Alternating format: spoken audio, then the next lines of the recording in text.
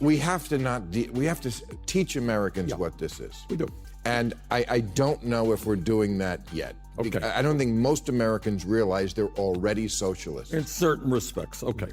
Let's start off with what it is not what we want to change.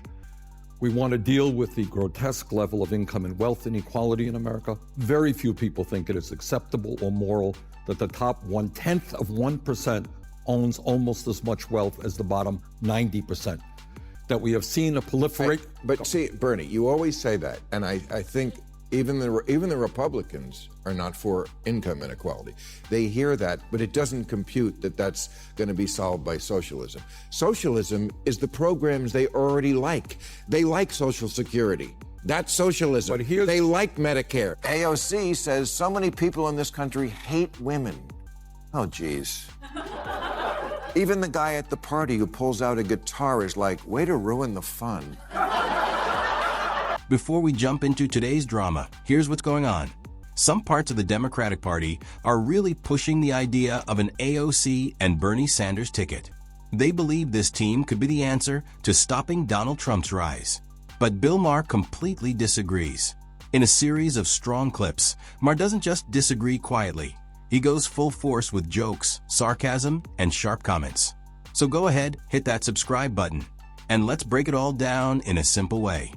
At an AOC Bernie Sanders rally in Idaho last month, someone threw a Palestinian flag over an American flag, and the crowd erupted in approval. What should have happened after that is one of the adults on stage should have told their young, loyal followers, this is not a symbol of freedom. This is.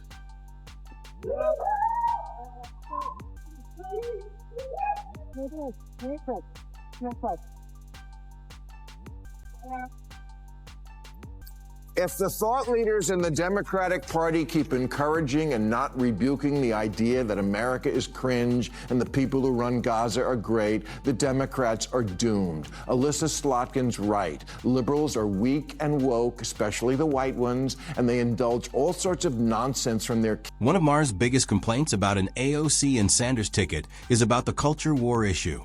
In his eyes, both of them are deeply connected to woke politics.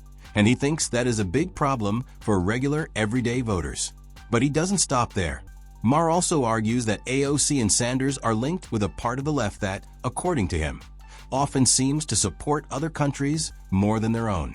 He says this group doesn't just criticize America, they almost seem angry at it. And he points to moments at rallies, like when a foreign flag is placed over the American flag, and says AOC and Sanders don't react strongly against it.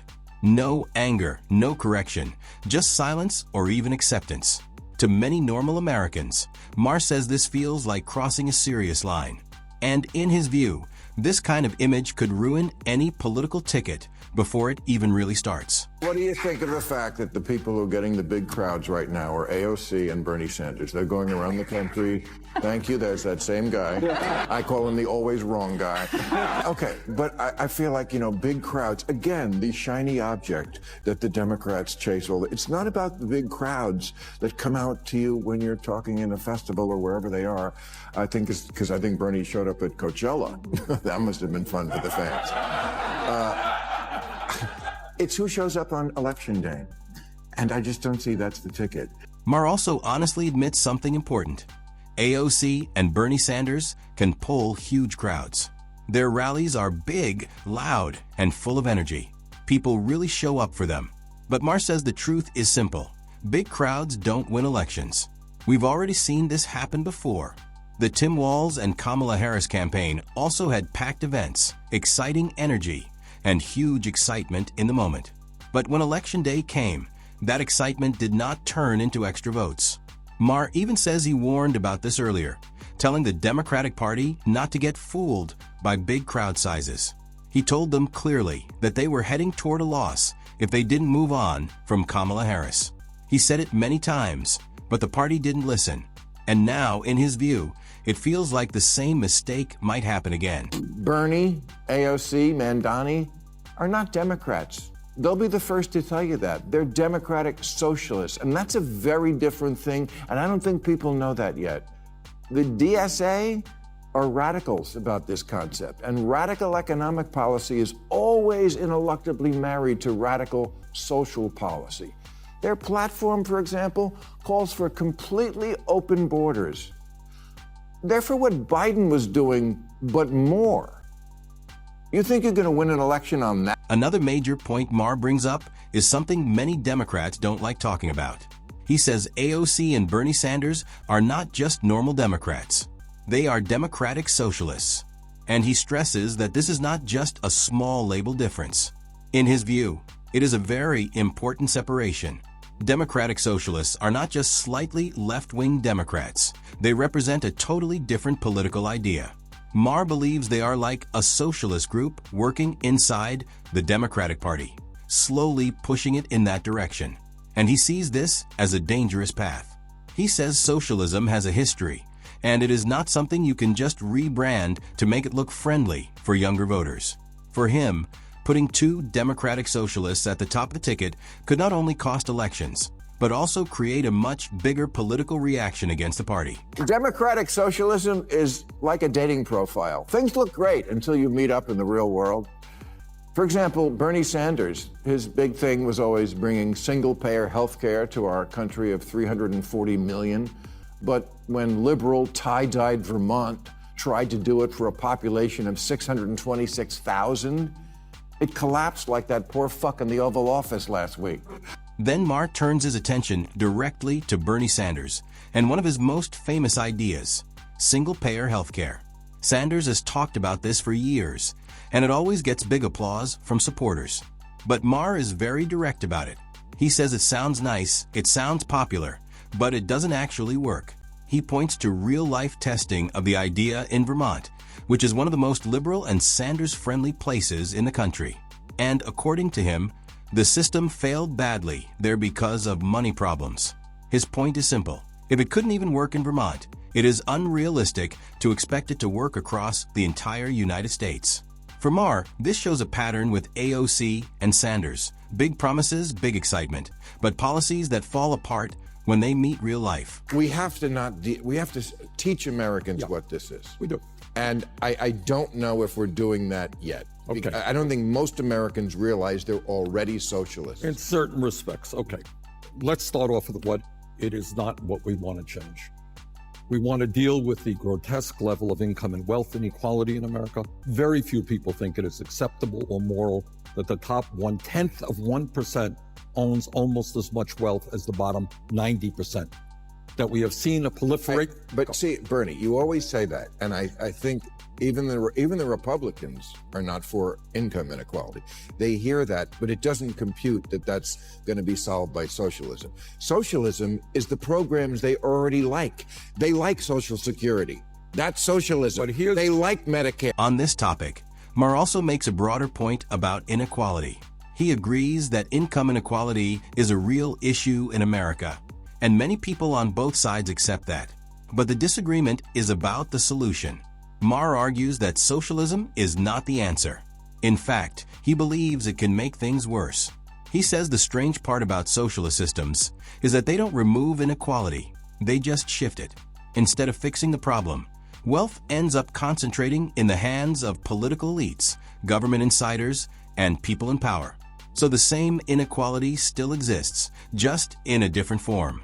Maher believes this is what could happen if AOC and Sanders' ideas are fully followed. I know that being a gorgeous woman who I wouldn't even know was Hispanic in a city that has 1 million Hispanics and does not treat them badly. But that doesn't mean she doesn't struggle. That doesn't mean that she was set down in it implies it. But that doesn't mean that she was set down in Hispanic ghetto in the Bronx and had to deal with that growing up, and that she's comes from a working class family. It implies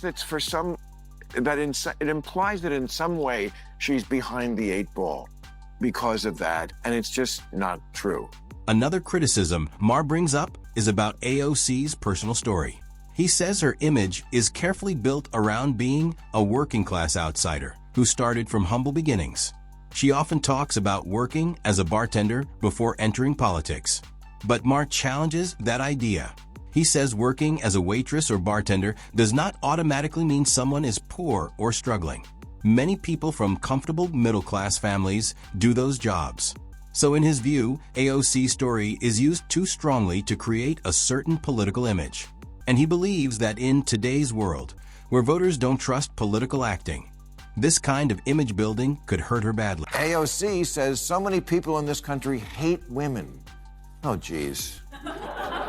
Even the guy at the party who pulls out a guitar is like, way to ruin the fun. Maher also goes after AOC statements and claims, saying she sometimes bends facts to support her message. One example he highlights is when she said that America is a country that hates women. Maher strongly disagrees with this. He says that if you actually look at reality, America is one of the leading countries in the world when it comes to women's rights and opportunities. Women run businesses, lead companies, serve as governors, compete for president, and hold top positions everywhere. For him, calling America a country that hates women ignores all of that progress. He believes it is not just wrong, but also disrespectful to the real struggles and achievements that women have made over many years. But again, something like the free market is kind of synonymous with America. And if you don't like it, I don't know how you can say you love this country. You know who loves this country? You know who's not constantly complaining about what happened 200 years ago and who's not obsessed with seeing America through shit-colored glasses and shaking off the stench of what irredeemable, privileged assholes we are? Maher then raises another concern about the political message coming from AOC and Sanders. He says their socialist-style agenda is not something that wins elections. He also points out that their anti-America tone is even more damaging than their actual policies. And here he makes an interesting point. Even immigrants, who are often assumed to support left-wing politics, are not responding well to this message. Many immigrants came to America after leaving very difficult situations in their home countries. They risked everything for a better life. So when they hear politicians speaking negatively about America, Maher says it pushes them away. To them, America represents safety, freedom, and opportunity, not something to insult. But I am a perspective guy. And that's what too much of the left has lost, perspective. 72% of black people under 30 are optimistic about their future in America. Way more than white people the same age. And as far as the land goes, yes, I guess we could change the name of Captain America to Captain Stolen Land. Finally, Maher challenges the idea that AOC and Sanders speak strongly for minority communities. They often claim that minorities in America are suffering in a way that is unique and extreme. But Maher says the reality is more complicated. He argues that many minority groups, including Black Americans, actually show a strong level of appreciation for the country, even more than some other groups. This, he says, creates a clear gap between what politicians claim and what people actually feel. In the end, Maher believes AOC and Sanders are not fully in touch with how many Americans really see the country. And that is where the video comes to a close. If you enjoyed this breakdown, don't forget to like and subscribe for more content like this. Thanks for watching, and see you in the next one.